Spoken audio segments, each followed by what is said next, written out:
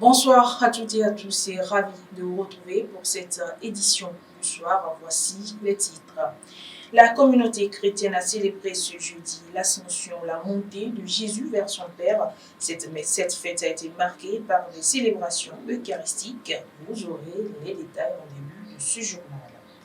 Lutter et renforcer la vigilance aux frontières contre l'utilisation des produits sensibles. Cet objectif était au cœur d'un atelier à Sokondé. Nous ferons le point avec notre correspondant dans cette édition.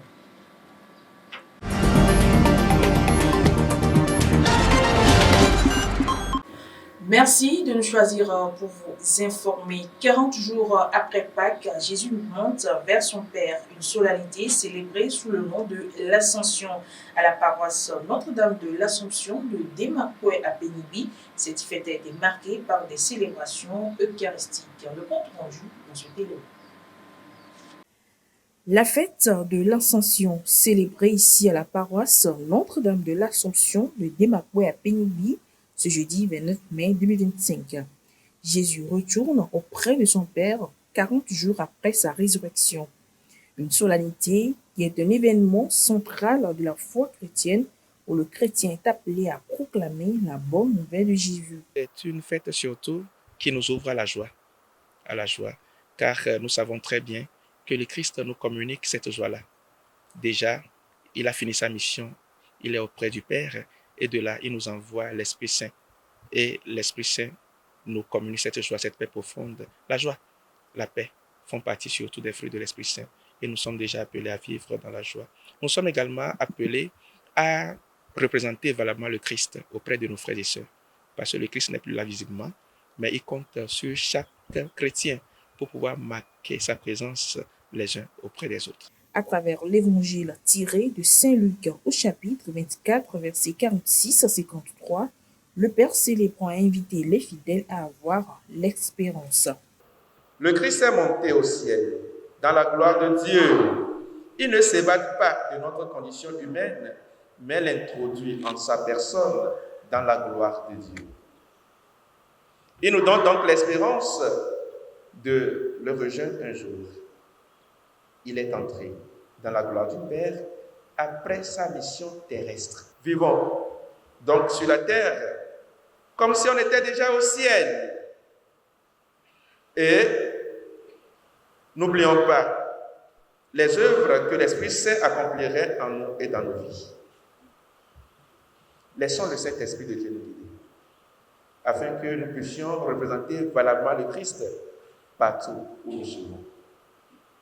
Comme le dit si souvent Saint Thérèse de l'Enfant Jésus, fleurissons là où nous sommes semés. La fête de l'Ascension, célébrant l'entrée du Christ dans la gloire de Dieu, est l'une des principales fêtes qui s'inscrit dans le prolongement de Pâques. Elle annonce la Pentecôte 10 jours plus tard. Et à l'église catholique Notre-Dame du Perpétuel Secours d'Afagnagan, la fête de l'Ascension était également marquée par une messe dans la matinée de ce jeudi. Notre correspondant régional maritime, Alain Aloramou, y était. Voici son reportage. Les fidèles chrétiens catholiques de la paroisse Notre-Dame du Perpétuel Secours d'Afagnagan ont célébré l'ascension ou la montée de Jésus-Christ au ciel par une messe dite à l'église paroissiale le jeudi 29 mai 2025. Durant la liturgie, le célébrant, le révérend Père Casimir Agbo, a précisé qu'à l'ascension, la terre et le ciel se donnent la main. Il a aussi attiré l'attention des fidèles sur ce qu'est la bénédiction et sa puissance. Pour certains fidèles, la montée de Jésus-Christ au ciel apporte beaucoup de changements positifs dans la vie des croyants. La fête de l'Ascension, c'est un appel que Dieu nous lance, que tel que lui, il monte vers le Père, tel que Jésus monte vers le Père, lui aussi nous invite à mener une sainte vie jusqu'à la fin de notre vie. Nous puissions aller aussi dans la maison du Père. En tant que fidèles catholiques, la fête de l'Ascension, d'abord c'est une joie pour nous, chrétiens catholiques, en tout cas particulièrement pour moi. C'est une joie, c'est une heureuse fête, c'est-à-dire avec l'ascension de notre Seigneur Jésus-Christ, ça nous confirme le credo. Il est monté aux cieux, il est assis à la droite du Père. Et ça nous trace déjà, ça nous confirme qu'un jour, nous aussi, étant son corps, on sera un jour avec lui, comme il a promis lui-même. Les chrétiens catholiques doivent mener une vie de sainteté et se préparer pour accueillir le Saint-Esprit le jour de la Pentecôte. De l'Ascension à la Pentecôte, le chrétien catholique doit se préparer pour recevoir, pour la descente de l'Esprit Saint, c'est-à-dire la neuvaine préparatoire pour l'arrivée de l'Esprit Saint. En cette solennité, nous exhortons tous les chrétiens de se préparer à l'avènement de l'Esprit Saint. Parce que sans un corps saint, l'Esprit Saint ne peut pas habiter. Donc de mener une vie de sainteté puisque à la fin, l'Esprit Saint puisse venir et travailler, nous donner cette force-là de travailler dans le Christ. La Pentecôte ou la descente de l'Esprit Saint sur les apôtres a lieu 10 jours après l'Ascension ou 50 jours après la résurrection du Christ. Bonne célébration à toutes et à tous.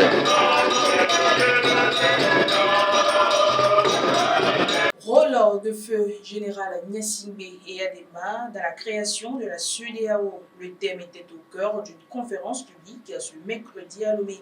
Les actions de l'homme dans la construction de l'espace sous-régional, son intégration économique et la préservation de la paix, tous ces aspects ont été retracés à l'occasion des 50 ans d'existence de l'organisation ce 28 mai.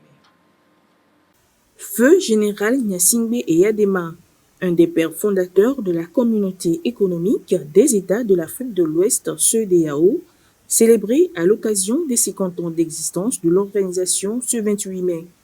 L'engagement et les actions de l'homme d'État ont été retracés ce mercredi à l'occasion d'une conférence publique à Lomé.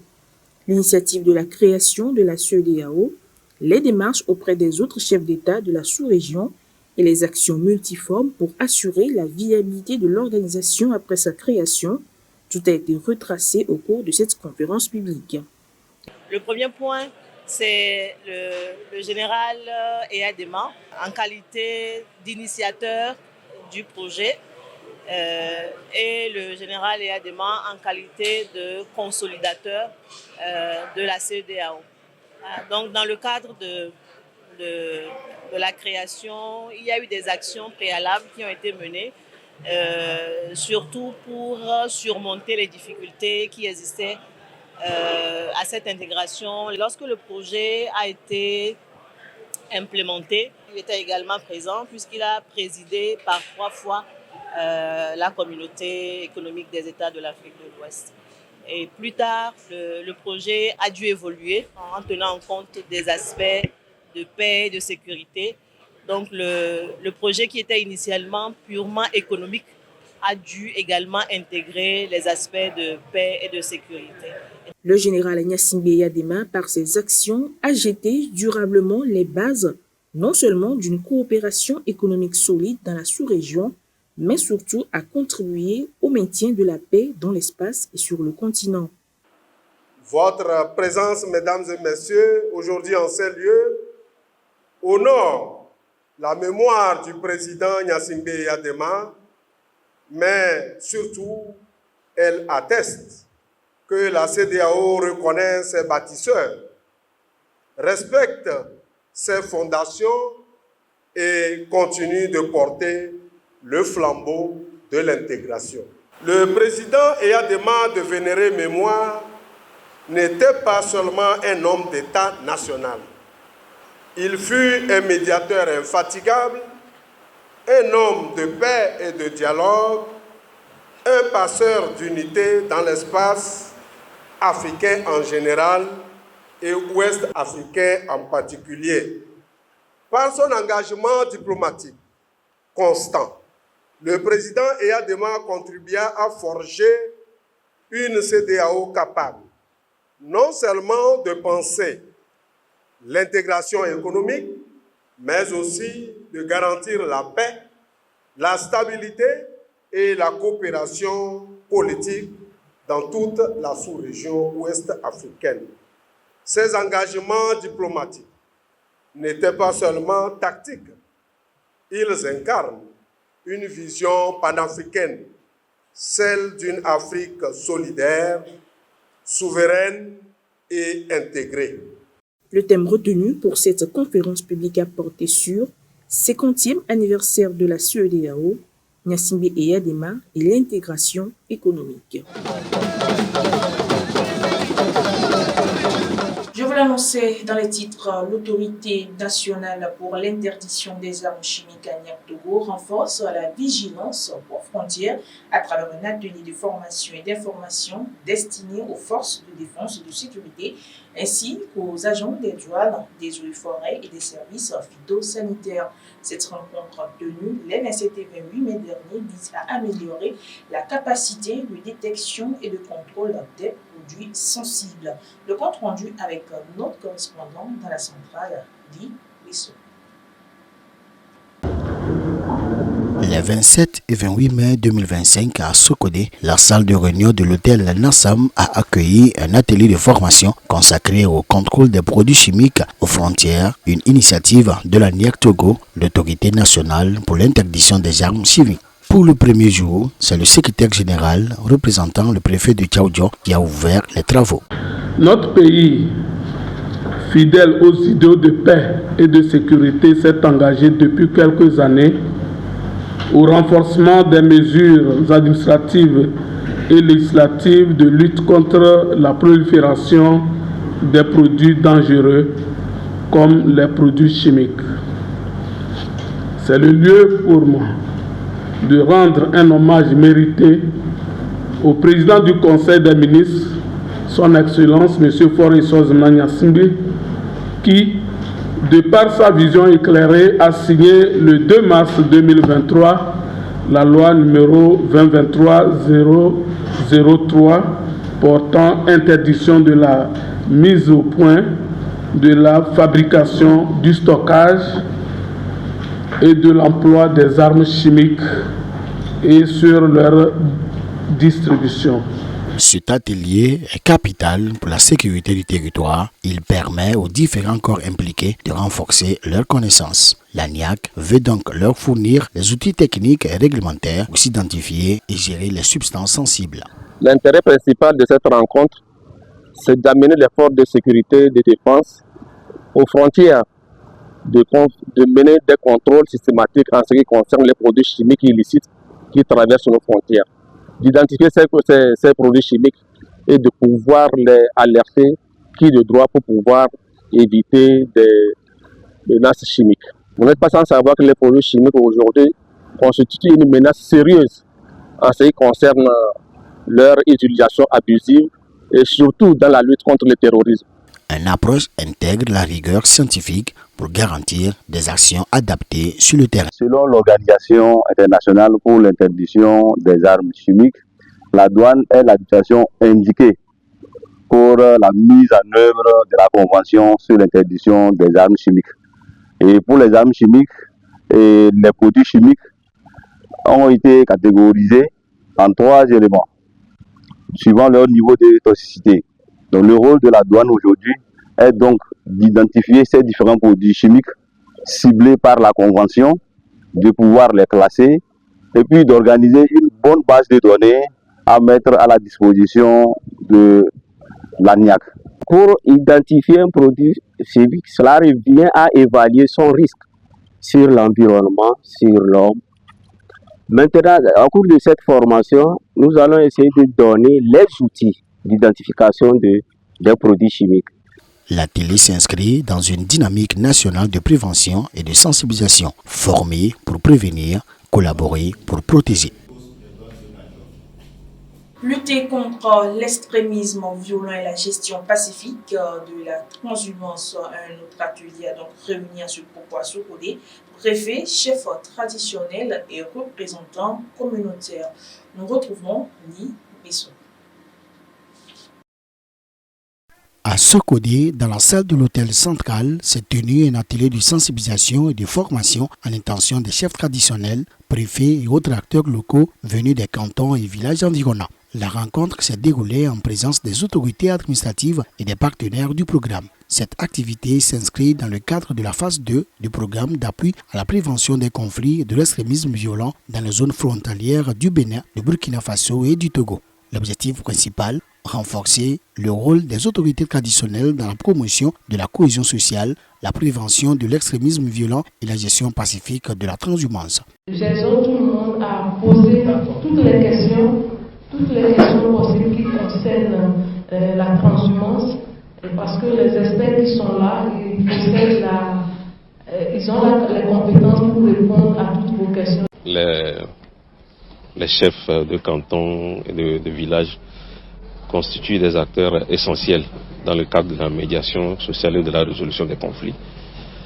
Donc, en vue de pouvoir les outiller pour jouer pleinement ce rôle dans le cadre de la lutte contre l'extrémisme violent et la gestion d'une transhumance pacifique, le ministère de l'administration territoriale, de la décentralisation et de la chefferie coutumière a estimé qu'il fallait organiser cet atelier pour pouvoir mieux les outiller afin de leur permettre de jouer pleinement ce rôle qui est le leur, voilà, dans le cadre de la préservation de la cohésion sociale dans notre pays. À travers 2 grands modules, la prévention de l'extrémisme violent et la gestion pacifique de la transhumance, les participants ont été outillés sur les techniques de médiation, d'identification des signes de radicalisation et de gestion des conflits à travers des cas pratiques et des jeux de rôle. D'abord, chaque fois qu'on renouvelle les connaissances, on acquiert des nouveautés. Et puis, dans la conduite des communautés, il y a toujours le langage, les échanges des expériences entre les uns et les autres, on gagne. Il y a un philosophe qui dit qu'on ne descend pas 2 fois dans un fleuve, tout change. Donc c'est vrai, chaque fois qu'on vient pour acquérir des connaissances, il y a toujours un élément nouveau qui pénètre dans la tête. Soutenu par le ministère de l'Administration territoriale et l'Organisation internationale pour les migrations OIM, le programme se poursuivra dans d'autres régions du pays avec pour ambition de bâtir une cohésion sociale durable et un avenir apaisé pour la communauté. Les membres de la Cour suprême du Togo relisent les tests sur le contentieux des élections municipales à Palimé. Cette rencontre fait suite à la nouvelle ordonnance 2024/PR portant code électoral. Les détails avec notre correspondant dans les plateaux ouest, Amel Laurent Kofiko. Monsieur le secrétaire général de la Cour suprême du Togo, Madame le procureur général de la Cour suprême du Togo, l'ordonnance 2024-03/PR du 05 novembre 2024, ce nouveau code électoral abroge les dispositions de ceux antérieurs. La réélecture du nouveau texte s'impose aux magistrats de la Cour suprême qui doivent urgemment s'en approprier, car le juge, pour régler un litige, doit avoir la plus grande maîtrise des textes applicables à la matière qui lui est soumise. C'est dans cette optique que la ville de Palimé accueille du 27 au 29 mai les membres de la Cour suprême du Togo pour un atelier de réélecture interne des textes sur le contentieux des élections municipales. Une rencontre qui vise un objectif bien déterminé. L'objectif poursuivi, c'est que nous partagions nos connaissances, qu'on les approfondisse et qu'on s'entende sur l'interprétation de ce qui peut être, du moins paraître clair, alors qu'en réalité, c'est obscur. Parce qu'il y a l'intention du législateur, il y a l'esprit de la lettre, il y a que le juge peut aussi créer en interprétant. Voilà c'est pourquoi il est important que dès qu'il y a un texte, le juge essaie de s'en approprier avant de commencer tout règlement de conflit qui surviendrait. Au cours des 72 heures que dureront les travaux, les participants plancheront sur 4 thématiques ayant trait aux échéances électorales. Tout commence par le recensement. Le recensement, l'inscription sur les listes électorales, la campagne, le scrutin lui-même, le dépouillement et les résultats. En fait, quand on dit 4 thématiques, que l'un dans l'autre, et on sait à quoi se rattache le recensement et le dépôt des candidatures. C'est la suite logique du recensement. Voilà, donc c'est 4 thématiques principales qui seront développées.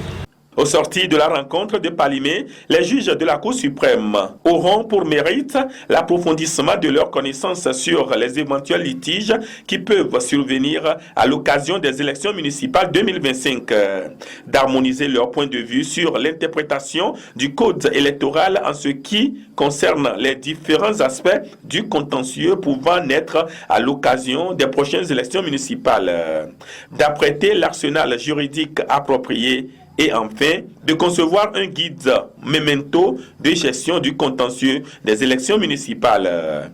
Soulignons que le préfet de Cloto et le maire de Cloto 1, présents à l'ouverture de cet atelier, ont apprécié le choix de la ville de Palimé pour abriter les travaux auxquels ils ont souhaité plein succès. C'est sur cet élément que se referme donc ce journal. Merci de l'avoir suivi. Bonne fête de l'Ascension à tous.